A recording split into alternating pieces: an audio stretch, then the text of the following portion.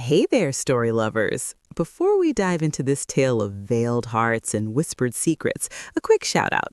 My cheeky nephew bet me that if we hit 1,000 subscribers, he'll finally share one of my stories at his school show and tell without rolling his eyes. So help a storyteller out. Hit that like button if this hook already has you hooked. Subscribe to the channel to keep these romantic escapades coming your way, and drop in the comments where you're listening from, whether it's cozy Benin City like me or somewhere across the seas. Your support lets us spin more yarns just for you. Lady Eulalie Fairchild was 23 years old, and in the eyes of her family, she was already running out of time.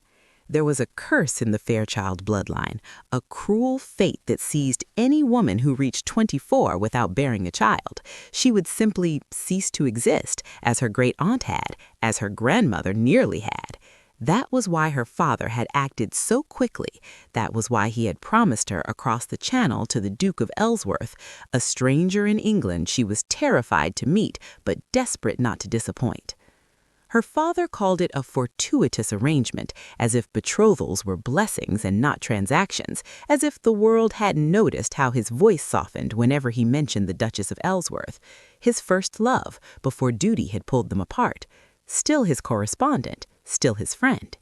Eulalie had grown up watching her mother's jaw tighten whenever that woman's name drifted through dinner conversation. Now her father spoke of old bonds and destiny, of how some connections were always meant to be restored through the next generation.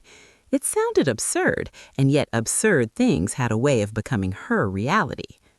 She had 3 months left in London before the wedding, 3 months to stop being a frightened girl and become the sort of bride a duke would accept without regret.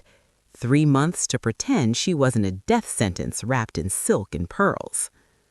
Eulalie stood on the corner of Piccadilly, tightening her grip on her cousin Beatrice's gloved hand.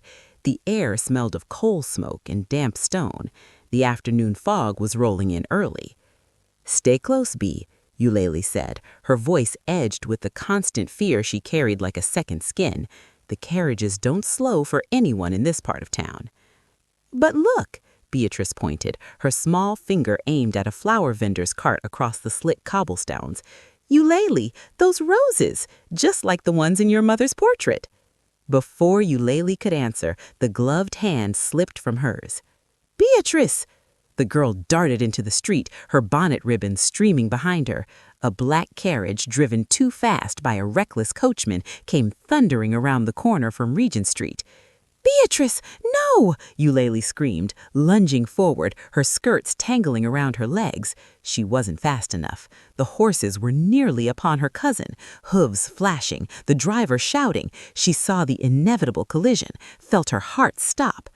Suddenly, a figure in dark wool moved from the doorway of a nearby shop.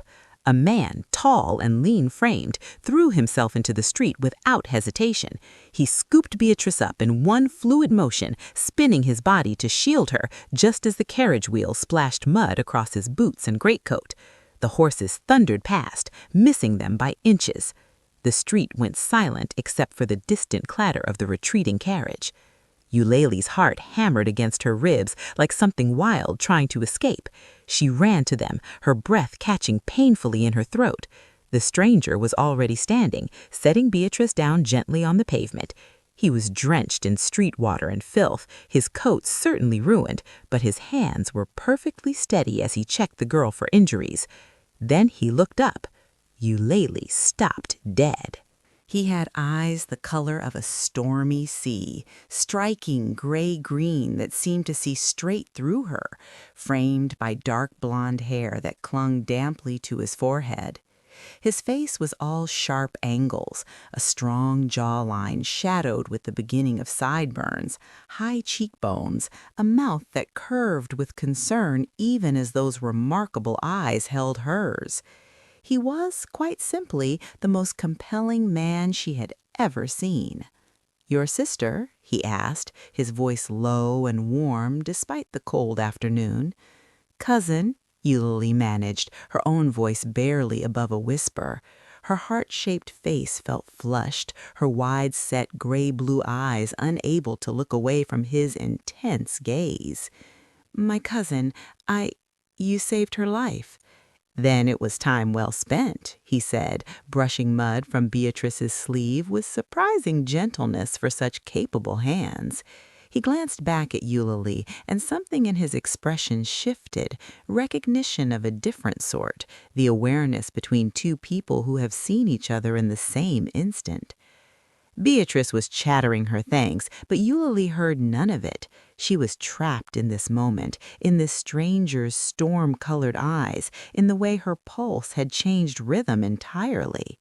She didn't know his name. She didn't know that he was the Duke of Ellsworth, the very fate she'd been fleeing in her mind for months.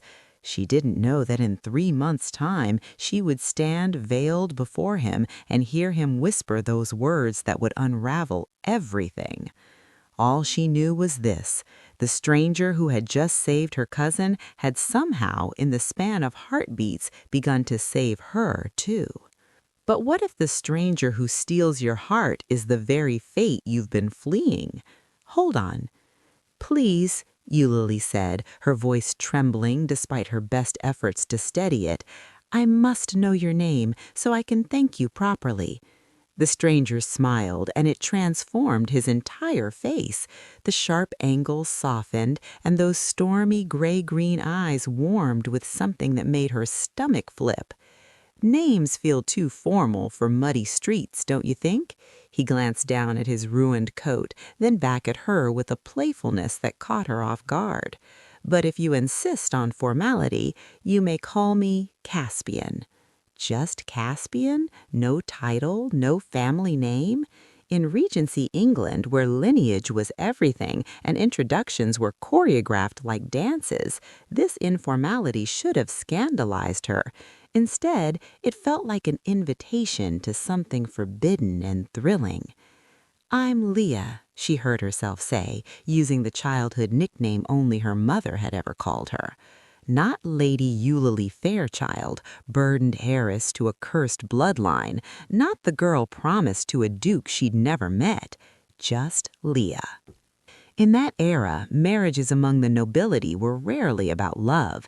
They were strategic alliances, contracts designed to merge fortunes, secure estates, and elevate family standing.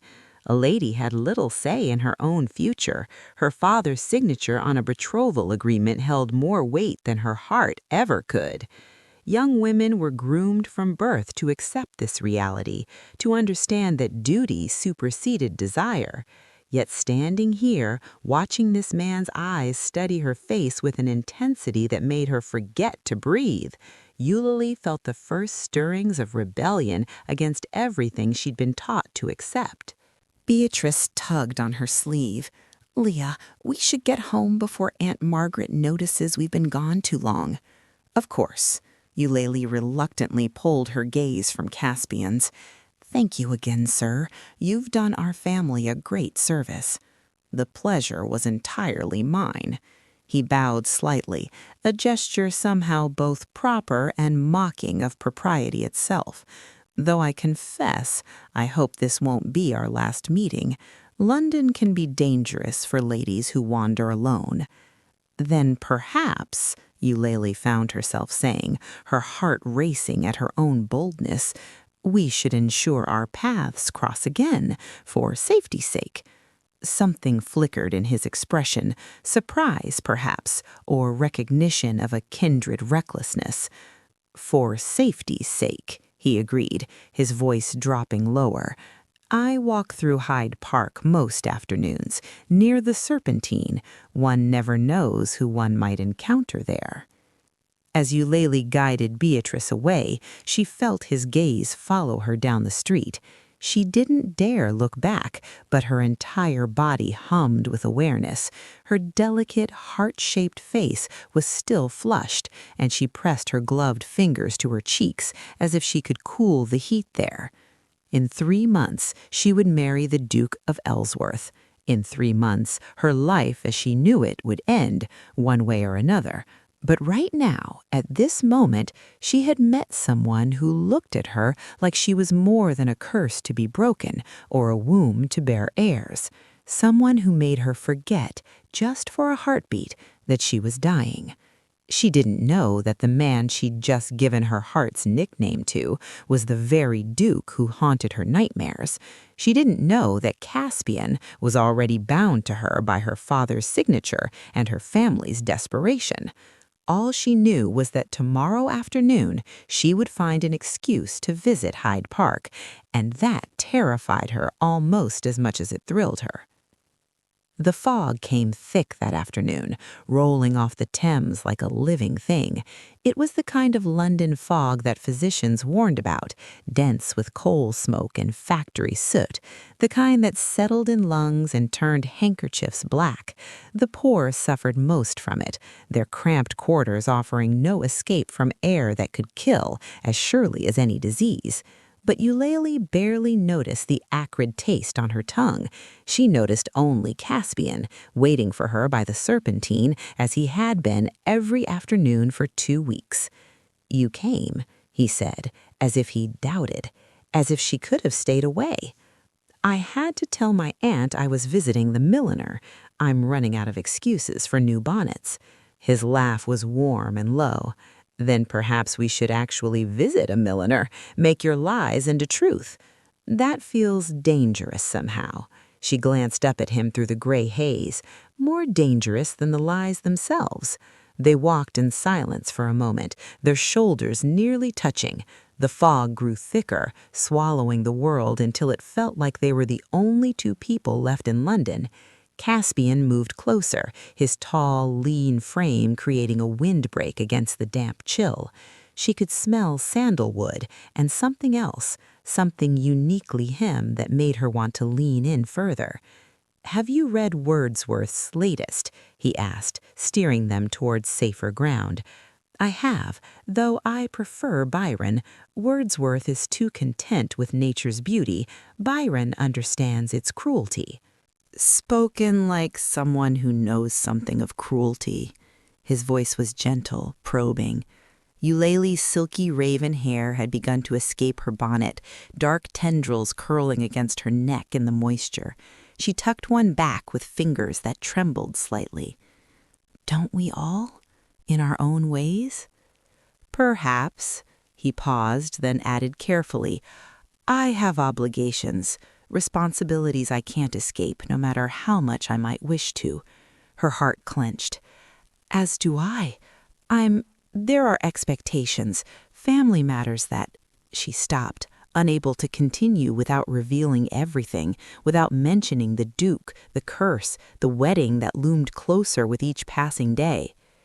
"Don't," Caspian said softly. The fog had brought them so close his sideburns nearly brushed her cheek when he turned to look at her. She could see the slight wave of his dark blonde hair, damp now from the mist. His stormy gray-green eyes searched hers. "Don't explain, not yet. Can't this be enough, just for a little while?" It was wrong. She knew it was wrong. Every afternoon she spent with him was a betrayal of her father's arrangements, of the Duke waiting for her in England, of the life she'd been promised to in exchange for survival. But when Caspian looked at her like this, when her pale rose-tinted lips curved into a smile she couldn't suppress, she felt something she'd never expected to feel again. Joy, rare and fragile and utterly forbidden. "Just for a little while," she whispered. He reached for her hand, his fingers closing over hers through their gloves. It was the most innocent of touches, and yet it felt like a confession, like a promise neither of them had the right to make. The fog pressed closer around them, hiding them from the world, hiding them from consequences. But Eulalie could feel them anyway, circling like wolves just beyond the gray veil. With each stolen glance, each shared laugh over poetry and philosophy, each moment when their shoulders brushed or their eyes held too long, the weight of their unspoken truths grew heavier. She had 10 weeks left until the wedding, 10 weeks before everything she was building with Caspian would shatter against the reality of duty and deception. And she still didn't know that the man whose hand she held was the very fate she was trying to postpone. For 3 days, Caspian didn't come to the park. Eulalie waited each afternoon, her excuses to Aunt Margaret growing thinner, her anxiety growing sharper. On the 4th day, when she'd nearly convinced herself she'd imagined the entire affair, he appeared at the Serpentine looking haggard, shadows beneath those stormy eyes. "Where were you?" The words came out harsher than she'd intended. "I had matters to attend to." His tone was careful, guarded. "Family business." "Family business," she repeated the phrase like it tasted bitter. "You disappear without word, without explanation, and expect me to simply accept?" "What would you have me do, Leah?" He stepped closer, frustration cracking through his composure. "Write you letters? Send word through servants? You've never told me where you live, who your family is, anything that would let me reach you properly." The accusation stung because it was true. They'd built their entire connection on sand, on half-truths and careful omissions.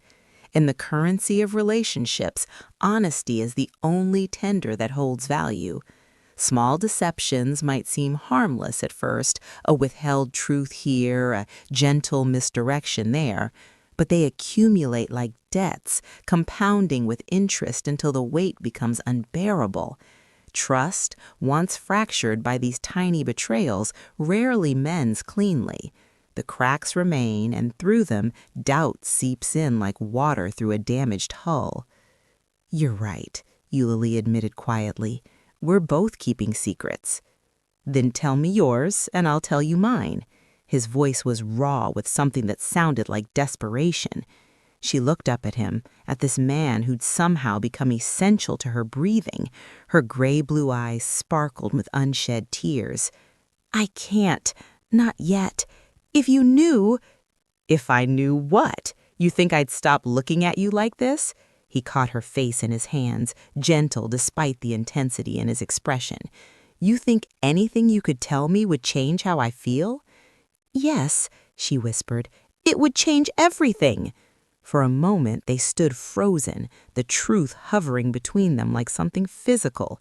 Then Eulalie reached up, her fingers trembling as they traced the sharp line of his jawline. His sideburns were soft beneath her touch, his skin warm. She'd wanted to do this for weeks, to memorize the planes of his face, the way his stormy gray-green eyes softened when he looked at her. "Eulalie," he breathed, and the sound of her false name in his mouth was both pleasure and pain. She wove her fingers through his dark blonde hair, feeling it tousle and fall across his forehead. He leaned into her touch like a man starving for it, his eyes closing briefly. When they opened again, they held something fierce and tender and terrified. "I'm promised to someone," he said suddenly, the words torn from him. "An arrangement made years ago. I have no choice in the matter." Eulalie's hands stilled. Her heart stuttered, then began to race. "So am I," she confessed, "to a duke I've never met. In 7 weeks I'm to be married." They stared at each other, the magnitude of their confession settling around them like stones. Not the complete truth, neither had revealed who they truly were, but enough truth to understand that what they were building had an expiration date. 7 weeks, Caspian repeated hollowly. "Yes."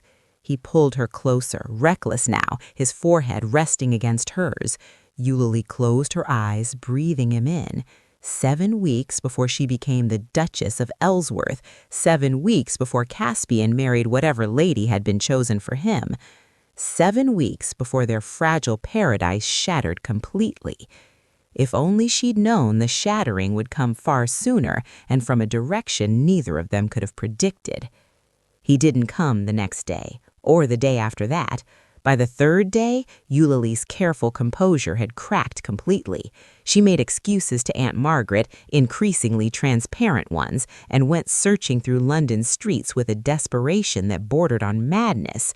She found the townhouse he'd once pointed out in passing, a modest residence in Bloomsbury. Her hands shook as she knocked. Once, twice, the door swung open to reveal not Caspian, but an elderly woman with kind eyes and a pitying expression. "You're looking for the gentleman who was renting the upper rooms," the woman said. "It wasn't a question. I'm Madame Harlow, dear. You'd best come in." Eulalie's heart-shaped face had gone pale, all the blood draining away. "Where is he?" "Gone, I'm afraid. Left 2 nights ago. Had a summons, urgent business that couldn't wait. He settled his accounts and departed within hours." Madame Harlow guided her to a chair as if she could see Eulalie's legs trembling. Left no forwarding address, no message for anyone. No message. The words echoed in Eulalie's mind like a death knell. Her raven hair had come loose from its pins in her frantic search, falling in disheveled waves around her shoulders. She pressed shaking fingers to her lips, trying to hold back a sob. In those days, distance was measured not just in miles, but in impossibility. A journey from London to the countryside could take days by coach over rutted roads. Letters traveled by mail coach or private messenger, delayed by weather, lost to poor roads or careless handling. There was no way to reach someone instantly, no certainty that words sent would ever arrive. When someone vanished, they simply vanished, swallowed by distance and circumstance, with no thread to pull them back. The silence could stretch for weeks, months, forever. Communication was as fragile as the paper it was written on, as unreliable as the horses that carried it. "Did he say anything?" Eulalie whispered. "Anything at all?" Madame Harlow's expression softened further. "He looked tormented, if I'm honest, like a man being torn between 2 impossible choices. But he left in such haste. There was no time for messages or farewells." Eulalie sat in that stranger's parlor and felt her world collapse. She'd known, logically, that what they had was temporary. 7 weeks, they'd said. 7 weeks before duty claimed them both. But she'd believed she had those weeks. She'd believed in goodbye, in one last touch, in the chance to memorize his face one final time. Instead, she had nothing but the ghost of his lean build in her memory, the echo of his stormy green eyes that had looked at her like she was something precious. She recalled the way his hands had felt on her face, the warmth of his breath when he'd whispered her name, her false name, with such tenderness. "He didn't even know me," she said aloud, her voice breaking. "Not really, and I didn't know him." But she loved him anyway, recklessly, impossibly, completely. Madame Harlow pressed a handkerchief into her hand. "Love doesn't need knowing, dear, though it certainly benefits from it." Eulalie left the townhouse with tear-stained cheeks and empty hands. In 5 weeks, she would travel to England to marry the Duke of Ellsworth. She would fulfill her duty, save herself from the curse, and spend the rest of her life remembering a man named Caspian who'd vanished like fog in morning sun. She didn't know that across the channel, the Duke of Ellsworth was arriving at his estate, his own heart heavy with the memory of a woman named Leah. She didn't know that the storm brewing in England would be nothing compared to the tempest waiting at the altar. Imagine the terror of losing your one true connection forever. Don't let that fear grip you. Subscribe now without a second thought to ensure you never miss these tales of redemption. Or if you won't, head to the comments and spill your regrets on why you're holding back. Because what awaits Eulalie in England will change everything she thought she knew about love, duty, and destiny. England was gray. Gray skies, gray stone, gray moors stretching endlessly beyond Ellsworth Manor. Eulalie arrived hollow, her grief wrapped so tightly around her heart that she felt nothing when the estate came into view. She was compliant during the fittings, silent during the preparations, absent even as her body moved through the required motions. Her mother tried to speak with her once. "Eulalie, darling, I know this isn't what you hoped for." "It's fine, Mother." Her voice was flat, emptied of inflection. "I understand my duty." And she did. In Regency England, a woman's wedding day belonged to everyone except the bride herself. It was a contract signing, a property transfer, a social spectacle.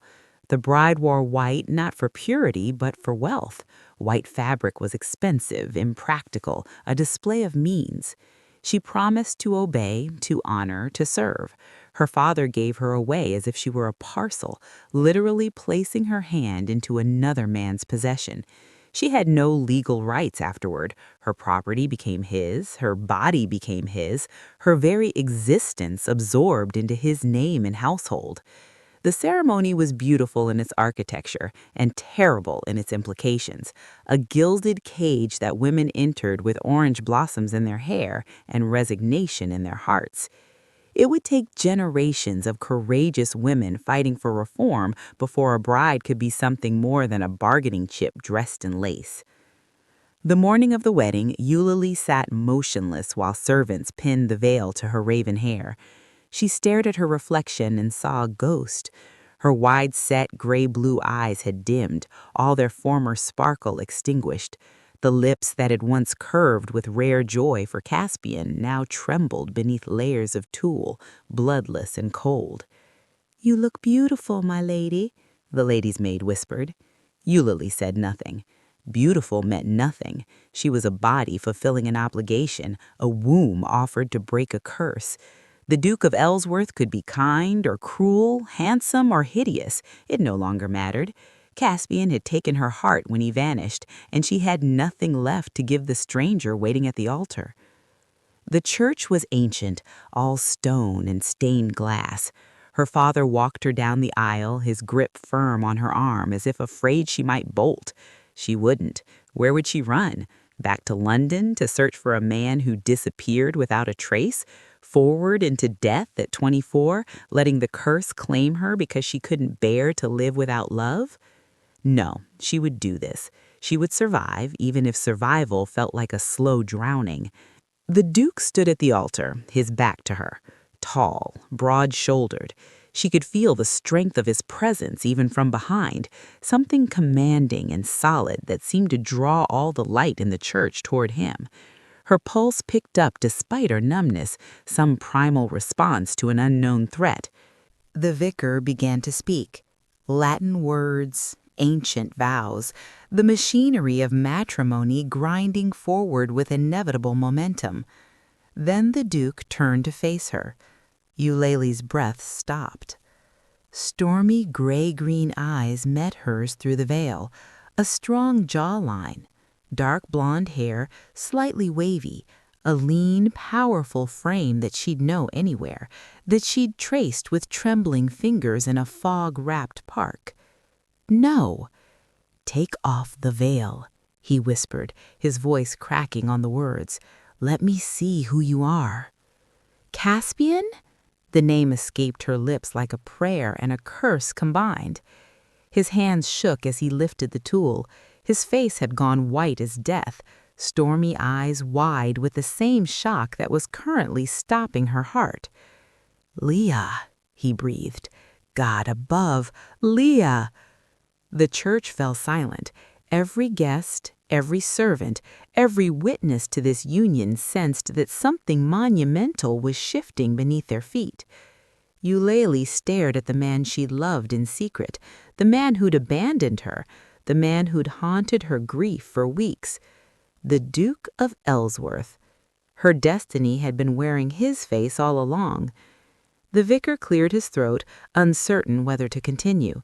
Whispers rippled through the church like wind through wheat, scandalized murmurs from guests who sensed impropriety but couldn't name its source. Lady Thornbury leaned toward her husband. The Dowager Duchess gripped her prayer book with white knuckles. Even Eulalie's father half rose from his pew, confusion written across his features. But Caspian, no, the Duke, didn't move. His stormy gray-green eyes blazed with something between fury and anguish as they searched Eulalie's face. Her raven hair framed her unveiled features, pinned with orange blossoms that now felt like a mockery. Every line of his jaw was set firm, rigid with barely controlled emotion. "Continue," he said to the vicar, his voice rough. "We'll finish this." "Your Grace, if there's some irregularity," the vicar began. "There's no irregularity. This is Lady Eulalie Fairchild, my betrothed. We will proceed." The words were technically true, but the way he said them, with such cold precision, made Eulalie flinch. She wanted to run, wanted to tear off the white dress and flee into the gray English countryside until distance and exhaustion made her forget the way he was looking at her, like she'd betrayed him on a fundamental level. But she couldn't run. She was dying. In 6 months, if she didn't bear a child, the curse would take her. So she stood there, trembling, and let the vicar bind her to a man who now wore his fury like armor. They spoke the vows, said the words that law and church required. When Caspian, she couldn't think of him as the Duke, not yet, placed the ring on her finger, his touch was careful, controlled, utterly devoid of tenderness. "I now pronounce you man and wife." The church erupted in polite applause. No one knew that the bride and groom were staring at each other like adversaries across a battlefield. The coach ride to Ellsworth Manor was suffocating. The moment the door closed, sealing them in together, Caspian's composure shattered. "Leah." The name dripped with bitter mockery. "Except that's not your name at all, is it? Lady Eulalie Fairchild, the woman I've been promised to for 2 years, the woman's portrait I kept refusing to look at because I couldn't bear to see the stranger I'd have to marry." "You lied too," the words burst from her, defensive and desperate. "You told me you were Caspian, just Caspian, like you were some wandering gentleman with no responsibilities." "It's my middle name. I gave you truth, more truth than I'd given anyone in years. I told you I was promised to someone. I confessed that much." "So did I." Her gray-blue eyes sparked with anger now, the numbness finally cracking. "I told you I was marrying a duke. I gave you every warning." "But you never told me you were her, the girl my mother knew, the daughter of the man who—" He stopped, jaw clenching. "Did you know, that day at the Serpentine, did you know who I was?" "No." The word came out as a sob. "I swear to you I didn't know, not until you lifted that veil." He stared at her, searching for deception, for any hint that this had been manipulation. Throughout history, marriages have survived greater betrayals than mistaken identities, unions born of political necessity, deception, even outright enemies forced into alliance. The power of forgiveness has transformed countless tragic betrothals into genuine partnerships. But forgiveness requires vulnerability, the courage to see past one's wounds to the wounded person across from you. It demands that pride bow to compassion, that rage give way to understanding. "I grieved for you," Eulalie whispered. "When you disappeared, I thought I'd lost you forever. I went to your rooms. I cried to your landlady like a fool." Something flickered in his expression. "I grieved for you, too. Every mile back to England, I mourned the woman named Leah who I'd never see again." The fury hadn't disappeared, but underneath it, Eulalie could see the hurt, the confusion, the same heartbreak she'd been carrying. They'd both been betrayed. They'd both been lied to, by each other, by circumstance, by fate itself. "So what now?" she asked, her voice breaking. "Do we spend our lives hating each other for being exactly who we were always meant to be?" Caspian's stormy eyes held hers, and in them she saw the answer neither of them wanted to speak aloud. They didn't know. They simply didn't know. Ellsworth Manor loomed against the evening sky, all Gothic spires and ancient stone. They entered separately, he striding ahead with rigid shoulders, she following with her wedding gown trailing like a ghost's shroud. The servants had prepared the Duchess's chambers, but Eulalie couldn't bring herself to enter them. Not yet. Not while everything felt so broken. She found herself in the library instead, drawn to books the way drowning people reach for driftwood. The room smelled of leather and old paper, and something that reminded her painfully of Caspian, of the afternoons they'd discussed Byron and Wordsworth while London fog pressed close around them. "I loved you," his voice came from the doorway, quiet and raw. That day in the park, in the fog, when you quoted Byron back to me, I felt something shift, like I'd been asleep my entire life and suddenly woke up. Eulalie turned, her heart hammering. He'd removed his formal coat, his cravat loosened, dark blonde waves disheveled as if he'd been running his hands through them. He looked achingly familiar and terrifyingly unknown all at once. I loved you too. I still do. Even though I'm furious with you. Even though this whole situation is impossible. Is it, though? He stepped into the room, his stormy gray-green eyes searching hers. We were always going to marry. Our fathers arranged it years ago, trying to mend something that broke between their generation, your father and my mother, the love match that never was. Eulalie's breath caught. What? They were in love once, before duty separated them. My mother married my father for his title. Your father married your mother for her dowry. They both spent their lives wondering what might have been. He moved closer, and she could see the pain etched in every line of his face. Family secrets have a way of poisoning everything they touch. My mother told me once, near the end, that her greatest regret was not fighting harder for what she wanted. That's why she insisted on our betrothal. She wanted our generation to have what hers was denied. The pieces fell into place with devastating clarity. The curse, the arranged marriage, even their father's lingering connection, it had all been an attempt to heal old wounds, to give their children the love their parents had sacrificed. Generations repeat their patterns until someone has the courage to speak the truth, to break the silence that festers into resentment. Open dialogue, honest, vulnerable, brave, is the only antidote to inherited pain. When families learn to say the hard things, to confess their regrets and hopes without shame, they free their children from carrying wounds that were never theirs to bear. We've been so stupid, Eulalie said, tears streaming down her cheeks. Fighting our feelings, hiding behind false names, when we were always meant to love each other. Yes. Caspian closed the distance between them, his lean arms pulling her against him with desperate tenderness. I don't care that you're Lady Eulalie. I don't care about the arrangements or the expectations. I care about Leah, the woman who challenged my taste in poetry and made me feel alive for the first time in my hollow existence. And I care about Caspian, she breathed against his chest, the man who saved Beatrice, who looked at me like I was worth saving too. He tilted her face up, his fingers gentle on her jaw. His dark blonde waves fell forward, mingling with her raven tresses as he leaned in. When their lips met, it wasn't the tentative kiss of strangers or the angry passion of wounded lovers.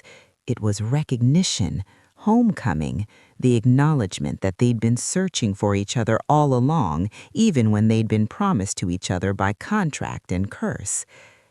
"We've have time now," he murmured against her mouth.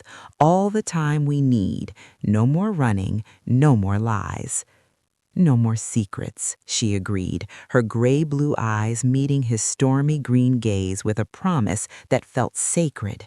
Just us, just this.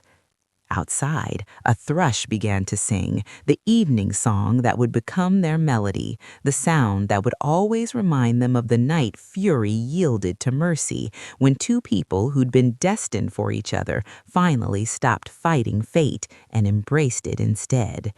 Their story began with deception, but it would be written in truth. And somewhere, perhaps, their parents' ghosts smiled.